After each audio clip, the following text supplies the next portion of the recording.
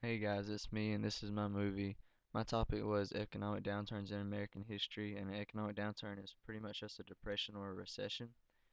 So, starting with depressions, a depression is a sustained economic recession in which a nation's gross national product is falling and marked by low production and sales and a high rate of business failures and unemployment. So, the first major depression was in 1797, and what was going on at this time was England and France were at war, so England was spending money on the war, so they had a money shortage in their own country, which affected trade with England, and then that in turn caused us to go into a depression. And then the next one is in 1807. This depression was caused by Thomas Jefferson's attempt to ban all foreign trade, which left many Americans unemployed with too much of some products and short on others. Also, the end of the country's first central bank produced its own disruption. So then the next depression is the Panic of 1819. And in 1819, the Second Bank of the United States forced a reduction in money supply, creating a credit crisis, forcing downward pricing pressures resulted in a collapse of banks, cotton prices, and prices in general. And then the next depression was in 1832, and this was just another contraction of credit and money that caused a series of bank failures. Part of the lack of money supply was caused by Andrew Jackson shutting down the Second Bank of the United States. And the next one was in 1836. And in 1836, Jackson's efforts to force the use of hard money, which was gold and silver, produced another contraction, causing real estate prices to plummet as well as prices in general. Within a year, in 1837, yet another price contraction occurred, including cotton price failures, bank failures, an explosion of unemployment, and continued real estate price instability. This gold caused depression lasted 6 years and is the second longest in the United States history. And then the picture representing the Depression of 1836. It shows the poverty of society and has Andrew Jackson in the sky. It makes him look like the bad guy that caused all of it. So then the next one is in 1857, and in 1857 stock prices plunged, banks failed, and prices fell. Prices fall in almost every gold-based economic depression. And because the economy grows but the currency cannot, creating a shortage that forces prices back down, causing rampant unemployment and bank failures. The next depression was in 1869, and this was gold was directly at fault for this depression because gold goes through a speculative bubble suddenly collapsing in price, and this is the famous Black Friday. The next one is in 1873, or the Panic of 1873. And after only 2 years of economic recovery from the last depression, deflation itself directly causes a 5 year depression. Credit collapses, banks fail, and so do over 10,000 businesses. And since the population of the US was a fraction of what it is today, that sounds even worse, or that's even worse than it sounds. The next one was in 1893, and a return to normal, a return to a metal-based currency sets off another depression, the worst one until the Great Depression. This depression starts with the contraction of credit, a run on banks, over 500 of which fail, a collapse in the stock market, and then the failure of 16,000 businesses, which is once again worse than it sounds. And in 1901, that's the next depression, the United States strictly adopts the gold standard, producing yet another price contraction, shattering the stock market and causing more bank failures.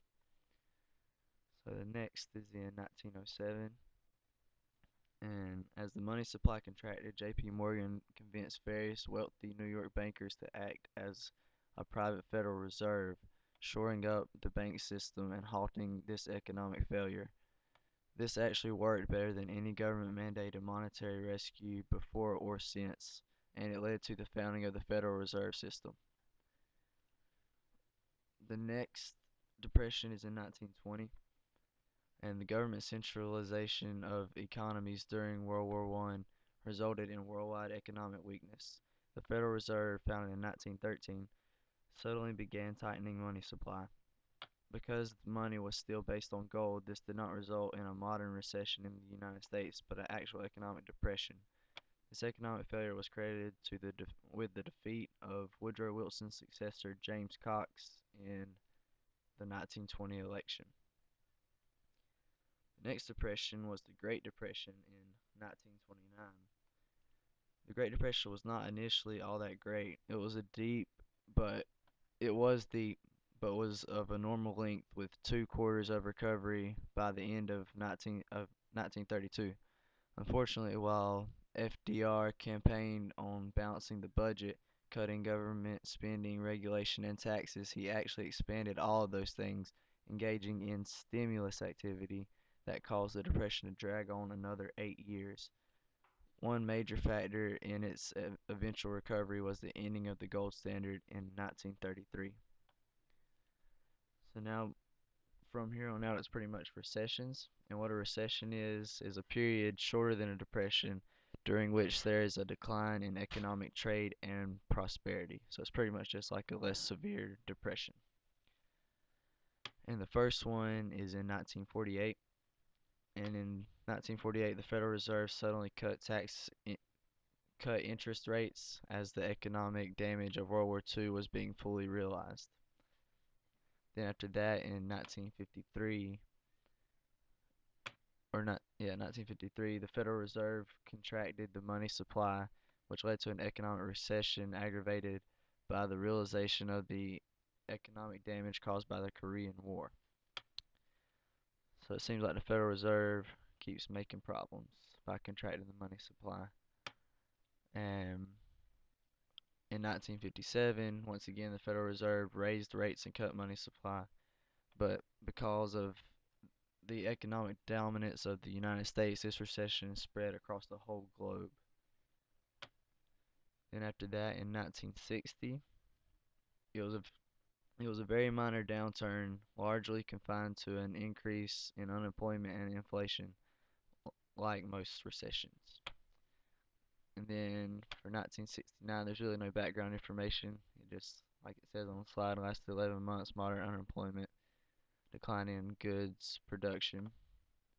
And after that, in 1973, there was an economic upheaval caused by the end of the Bretton Woods Accord, the scandal and resignation of Richard Nixon, and the massive increase in oil prices caused by the OPEC embargo.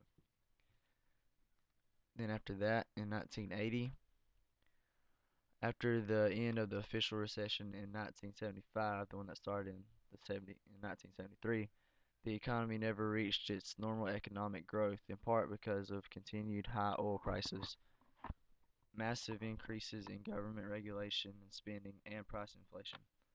By 1980, the Federal Reserve was attempting to cut the money supply again, and this era of stagflation climaxed in another very short official recession.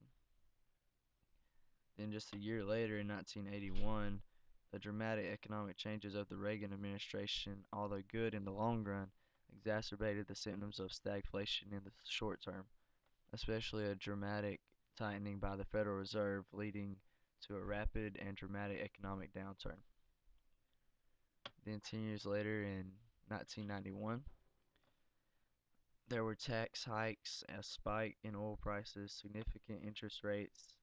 high, significant interest rate hikes, and Federal Reserve tightening, a general reversal of Reaganomics with the expansion of government under the Bush administration, the bailout of the savings and loan industry by the federal government, preserving bad debt and ineffective businesses, the Gulf War, and other factors led to this significant and persistent economic downturn. So that one had a lot of causes. Then after that, another 10 years later in 2001, ongoing Federal Reserve tightening on the theory that economic growth is always and must be stopped had led to a dramatic stock market decline starting in 2000. The spike in oil prices, expansion of government, and direct economic disruption caused by the 9/11 attacks exacerbated this already building downturn, producing a relatively short recession, followed by a prolonged period of relatively slow economic growth in which the stock market never actually recovered to its previous levels. And then the final recession, or I think it might actually qualify as the depression, started in 2007. And while the economy never fully returned to normal economic growth, it staggered along for several years. But by 2007, the pressure of ever increasing oil prices, years of increased government regulation, two voluntary wars, and enormous new foreign aid spending added up to a currency shortage that produced the first economic depression since 1938. And that's about it, because that one's still ongoing today. We might be coming out of it now. And just thanks for bearing with me. If you're asleep, I'm sorry. Depressions are kind of depressing. So have a good day.